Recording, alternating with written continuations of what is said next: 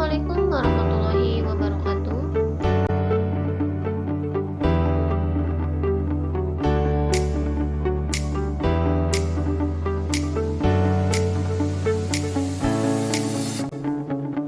Perkenalkan, nama saya Wibi Kurniawati dengan nomor induk mahasiswa 19120620998. Hari dan tanggal pelaksanaan yaitu pada hari Senin 19 Desember tahun 2022. Pertemuan 15 mengenai manusia, teknologi dan lingkungan. A. Manusia.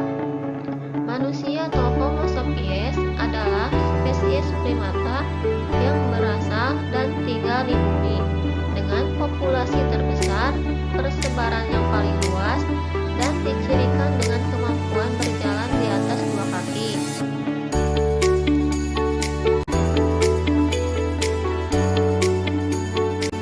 Yang ke-1, populasi.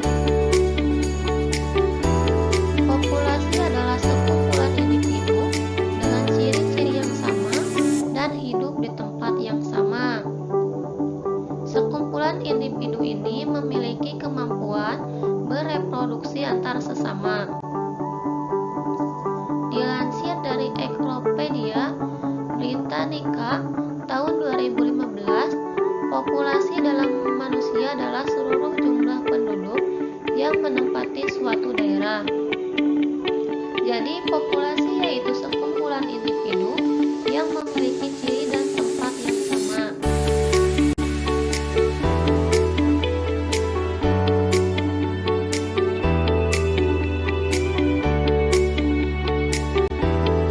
Yang kedua, masalah kependudukan. Masalah kependudukan adalah masalah yang berhubungan dengan dinamika keadaan penduduk. Apabila pertumbuhan penduduk tinggi, maka akan menimbulkan masalah.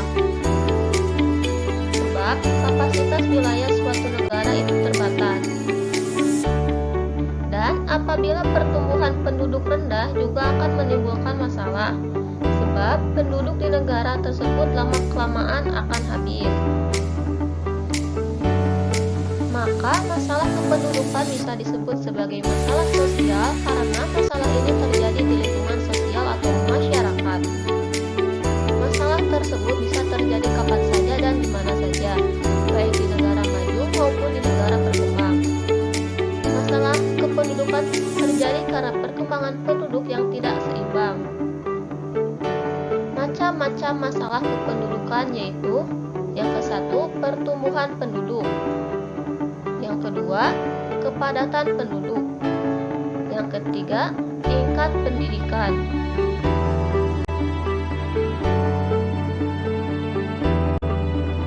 Masalah kependudukan di Indonesia. Yang ke-1, persebaran penduduk tidak merata. Luasnya wilayah yang dimiliki Indonesia tidak sebanding dengan pemerataan penduduknya.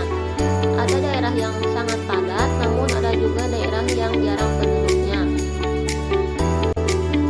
Contohnya, Jakarta sebagai ibu kota memiliki pertambahan jumlah penduduk yang signifikan setiap tahunnya.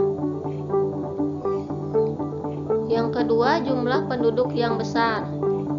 Menurut berbagai hasil riset, Indonesia menduduki urutan keempat negara terbanyak jumlahnya setelah Cina, India, dan Amerika Serikat. Yang ketiga, pertumbuhan penduduk yang tinggi.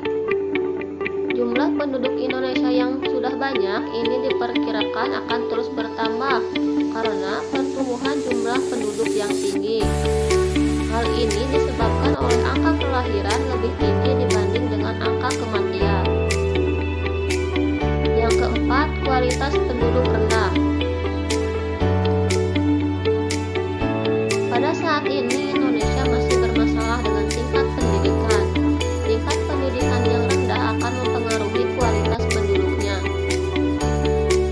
Masyarakat Indonesia menjadi kurang memiliki keahlian dan keterampilan dalam bekerja. Hal ini berdampak pada sulitnya masyarakat untuk mendapatkan pekerjaan yang sesuai dengan keahliannya. Yang kelima, tingginya tingkat ketergantungan. Penduduk yang tidak bekerja disebut sebagai penduduk tidak produktif. Umumnya penduduk yang tidak bekerja adalah yang berusia lanjut usia dan anak-anak. Yang keenam, kepadatan penduduk. Beberapa kota di Indonesia tergolong sangat padat jika dibandingkan dengan luas wilayahnya. Tingginya kepadatan penduduk ini menyebabkan masalah-masalah sosial seperti pengangguran, kemacetan, kemiskinan, rendahnya pelayanan kesehatan, meningkatnya angka kriminalitas, pemukiman yang kumuh, lingkungan tempat tinggal yang tidak sehat, dan lain sebagainya.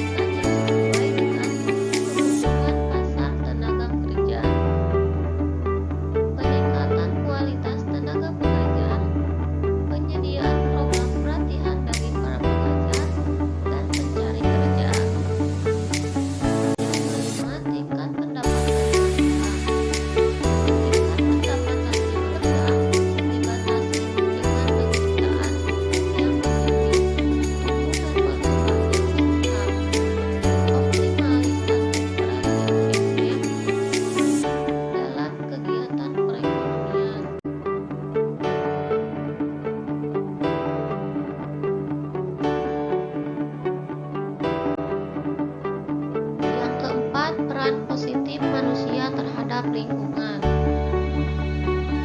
Manusia di dalam lingkungan memiliki peran positif dan peran negatif. Peran positif manusia terhadap lingkungan diantaranya: 1. Memelihara kehidupan flora dan fauna. Yang kedua, melakukan eksploitasi sumber daya alam secara tepat dan bijaksana, terutama sumber daya alam yang tidak dapat diperbaharui.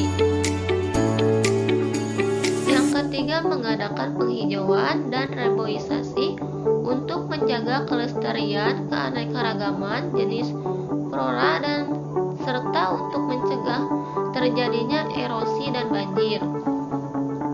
Yang keempat, melakukan proses daur ulang serta pengolahan limbah agar kadar bahan pencemaran yang terbuang ke dalam lingkungan. Yang kelima, melakukan sistem pertanian secara tumpang sari atau multikultur untuk menjaga kesuburan tanah. Untuk tanah pertanian yang miring dibuat sengkedan guna mencegah derasnya erosi serta terhanyutnya lapisan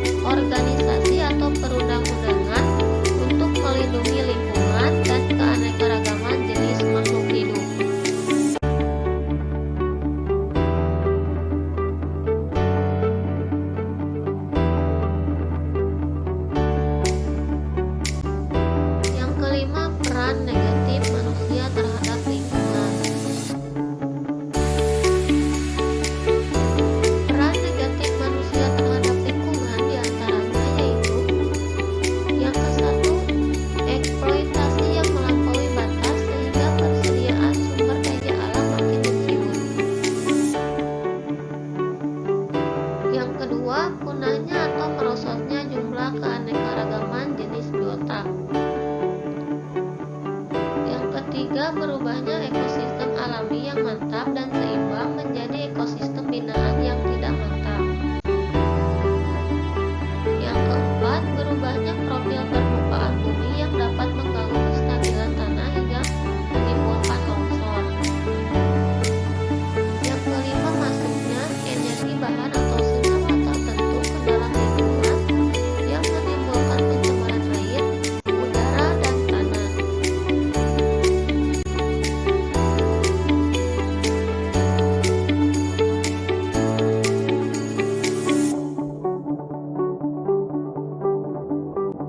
B. Teknologi.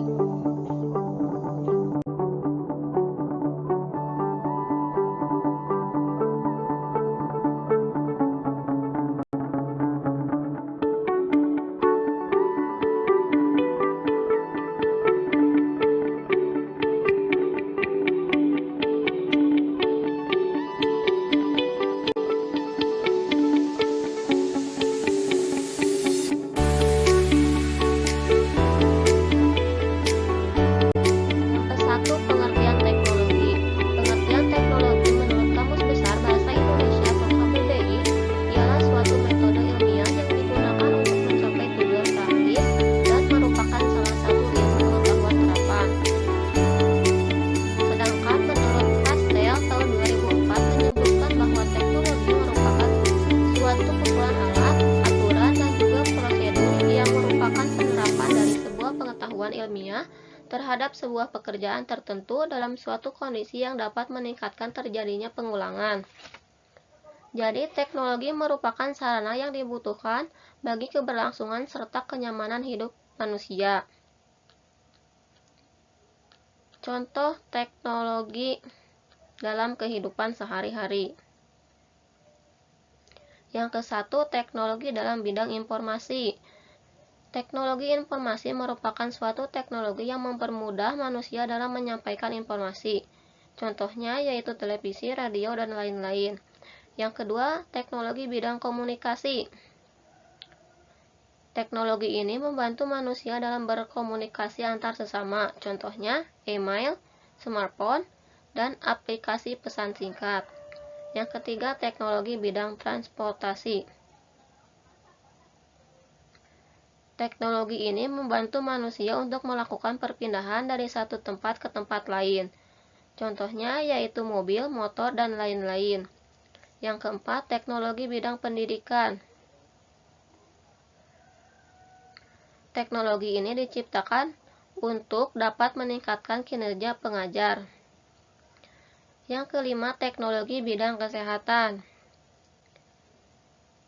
Teknologi ini bermanfaat dalam memelihara kesehatan manusia, mengurangi rasa sakit, dan mempercepat pemulihan. Yang keenam, teknologi bidang konstruksi. Jenis ini berhubungan dengan alat serta cara yang digunakan dalam membangun struktur bangunan. Yang ketujuh, teknologi pertanian.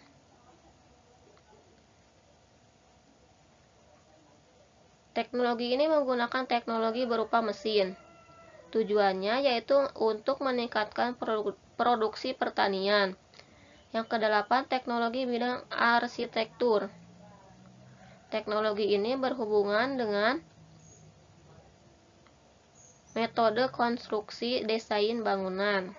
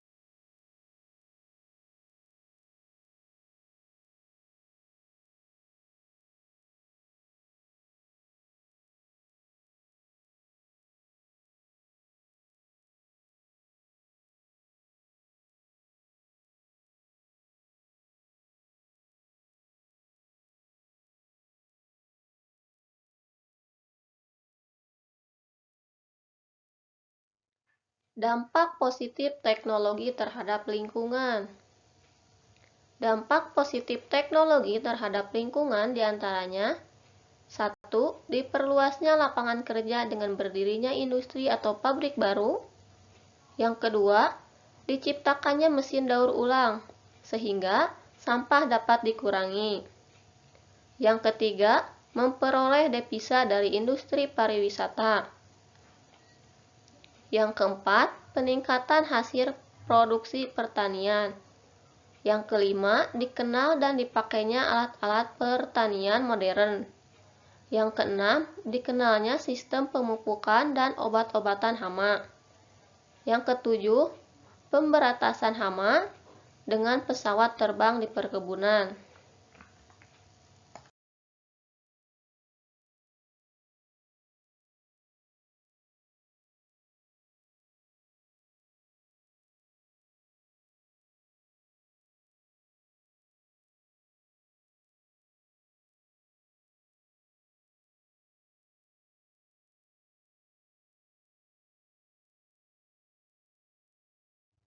Yang ketiga, dampak negatif teknologi terhadap lingkungan dan solusinya. Dampak negatif teknologi terhadap lingkungan diantaranya: 1. Lahan pertanian, perkebunan, peternakan, dan kehutanan semakin sempit karena dibangun banyak perumahan. Yang kedua, rusaknya lingkungan alam karena dibangunnya industri atau pabrik. Yang ketiga, terjadinya banjir dan erosi karena penebangan hutan tidak terkendali. Yang keempat, pemupukan yang berlebihan mengakibatkan pencemaran tanah. Yang kelima, penyemprotan pestisida berimbas pada makhluk hidup yang lain. Yang keenam, terjadinya pencemaran udara akibat pembakaran hutan yang menghasilkan CO2 dan CO. Yang ketujuh, terjadinya pencemaran air dari buangan limbah industri. Yang kedelapan, terjadinya pencemaran udara dari asap-asap industri, mobil, dan kendaraan bermotor. Yang kesembilan, yaitu terjadinya pencemaran tanah, bau, dan sampah-sampah industri atau rumah tangga.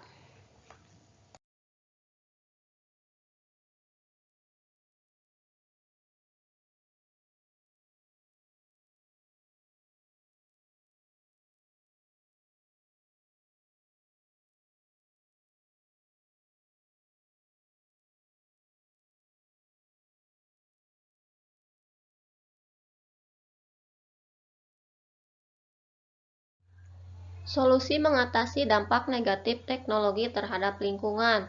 Yang pertama, dengan diberikannya pemahaman kepada masyarakat tentang cara menggunakan teknologi yang baik dan tidak melanggar etika, sehingga teknologi dapat digunakan sebagai alat informasi yang dapat menopang keberlangsungan hidup manusia. Yang kedua, memblokir situs-situs yang dapat mengantarkan pada hal yang negatif sebagai antisipasi untuk memplinter diri sendiri dan orang lain. Yang ketiga, menggunakan teknologi sebaik mungkin dengan mengakses situs-situs yang bernilai positif dan mempunyai nilai pendidikannya. Yang keempat, tetap menjaga diri agar tidak mudah terpengaruh oleh berbagai penawaran yang ditawarkan oleh situs tertentu tanpa mengetahui manfaatnya. Yang kelima, mengatur waktu penggunaan teknologi agar tidak memunculkan rasa candu. Yang keenam, tidak terlalu mengekspos berbagai kegiatan harian Anda karena akan memunculkan kesempatan bagi para orang jahat yang mengambil keuntungan dari hal tersebut. Yang ketujuh, berinternetlah dengan sehat. Maksudnya berinternet sesuai dengan kebutuhan yang Anda butuhkan, jangan berlebihan.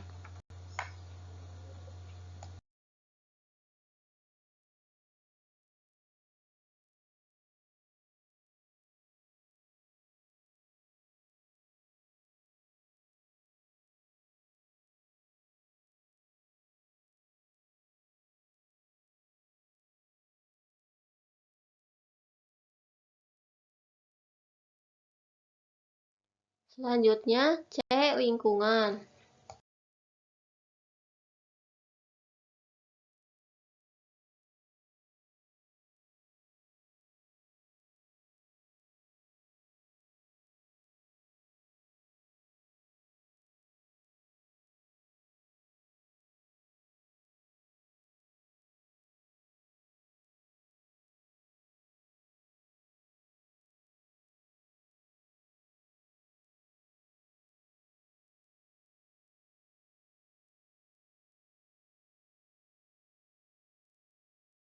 Yang ke-1, pengertian lingkungan. Menurut Supardi, tahun 2003, lingkungan adalah jumlah dari keseluruhan benda. Benda tersebut mencakup benda yang hidup dan benda yang mati, termasuk semua kondisi yang ada di dalam lingkungan manusia untuk tinggal. Lingkungan dapat dibagi menjadi dua, yaitu lingkungan non-fisik dan lingkungan fisik. Undang-Undang Nomor 23 Tahun 1997 menjelaskan bahwa pengertian lingkungan hidup adalah kesatuan ruang dengan semua benda, daya, keadaan, makhluk hidup, termasuk manusia dan perilakunya, yang mempengaruhi keberlangsungan kehidupan dan kesejahteraan manusia serta makhluk lain.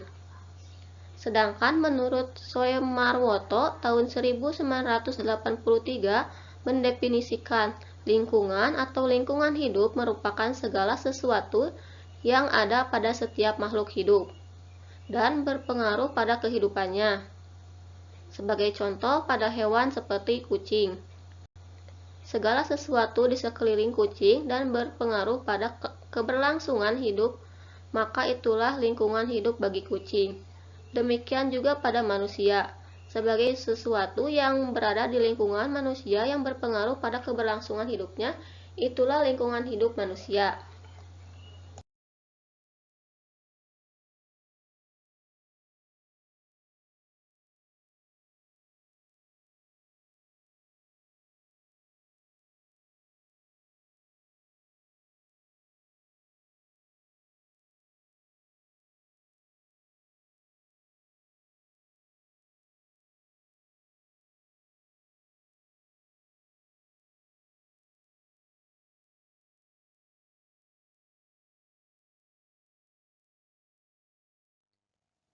Yang kedua, isu global lingkungan. Isu global lingkungan merupakan permasalahan lingkungan yang dampak yang ditimbulkan dari permasalahan lingkungan mengakibatkan dampak yang luas dan serius bagi dunia serta menyeluruh. Contoh isu global lingkungan. Yang ke-1, limbah sampah plastik. Yang kedua, penggundulan hutan. Yang ketiga, kepunahan keanekaragaman hayati. Yang keempat, penimpisan sumber daya alam.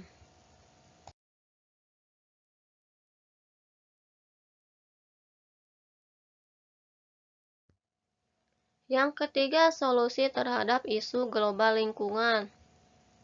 Yang pertama, solusi terhadap limbah sampah plastik yaitu membuat tempat pembuangan sampah terpadu yang lokasinya strategis dari pemukiman warga.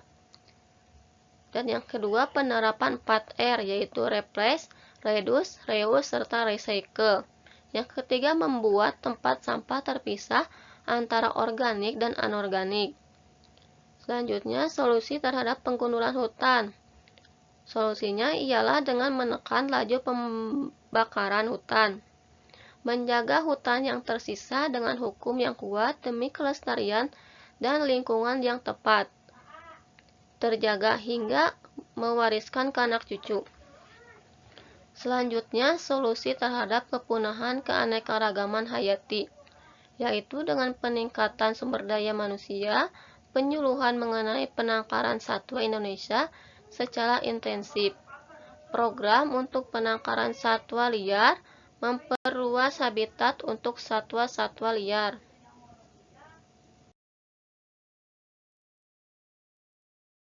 Selanjutnya, D. Etika lingkungan.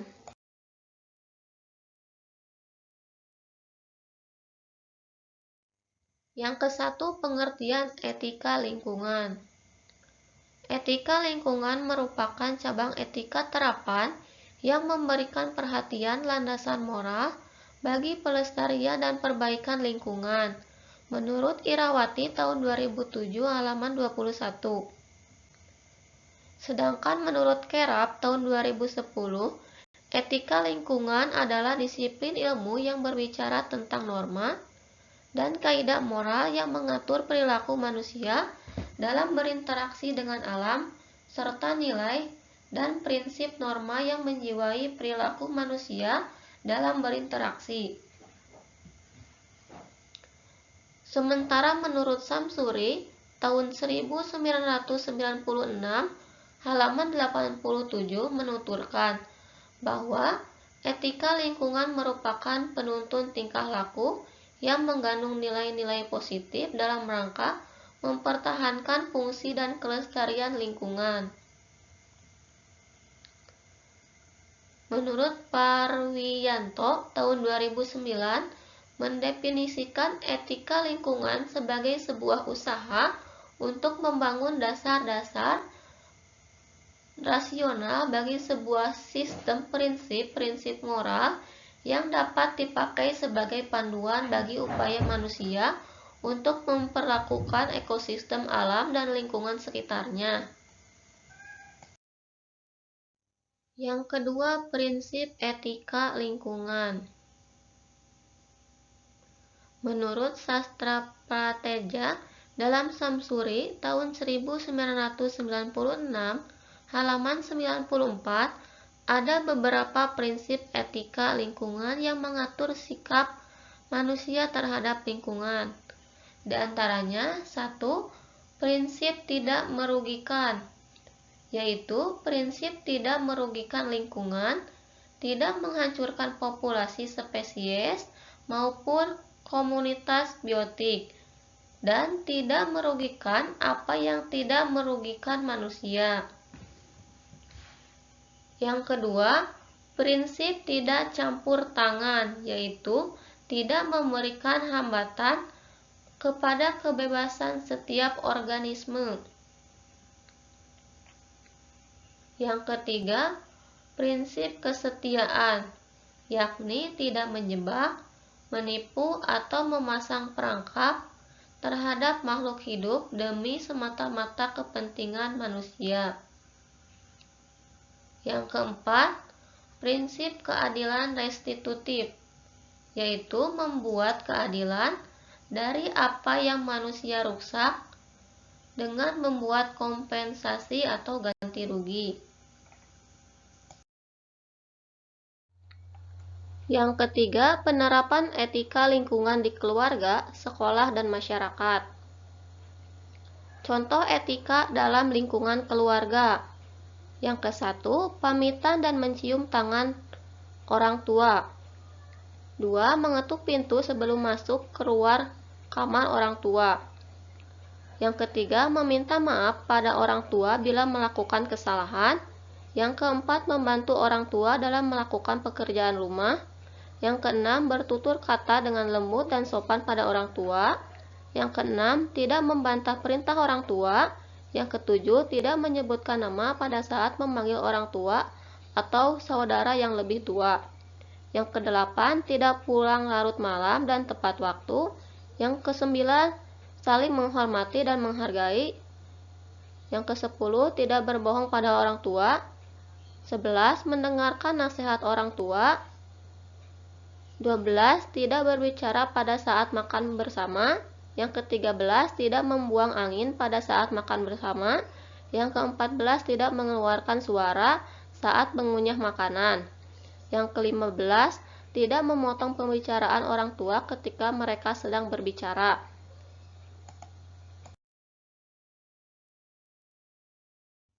Yang ketiga, penerapan etika lingkungan di keluarga, sekolah, dan masyarakat. Contoh etika lingkungan di sekolah. 1. Mengucapkan salam. 2. Memperhatikan dan mendengarkan saat guru menerangkan pelajaran di kelas. Yang ketiga, mengerjakan semua tugas pelajaran. Yang keempat, penggunaan bahasa yang santun ketika berbicara. Yang kelima, saling menghormati perbedaan satu sama lain. Yang keenam, mematuhi peraturan dengan ikhlas dan tanpa perasaan terpaksa. Yang ketujuh, yaitu menghormati mereka dimanapun mereka berada, baik di sekolah maupun di luar sekolah. Yang ketiga, penerapan etika lingkungan di keluarga, sekolah, dan masyarakat.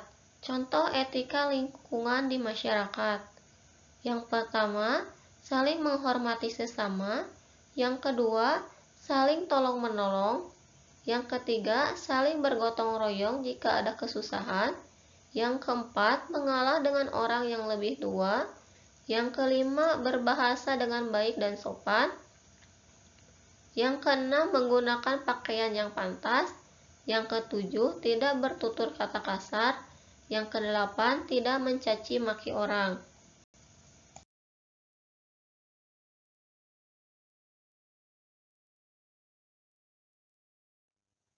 Soal HOT. 1. Mengapa masalah isu global lingkungan menjadi penting? Dan faktor apa saja yang menyebabkan isu global lingkungan?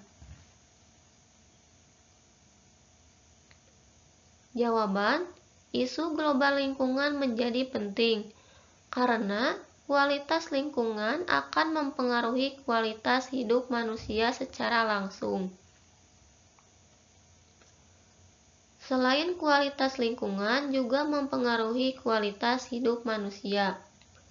Faktor yang menyebabkan isu global lingkungan diantaranya yaitu faktor alam, faktor manusia, banjir, membuang limbah sembarangan, penggundulan hutan, dan limbah sampah plastik.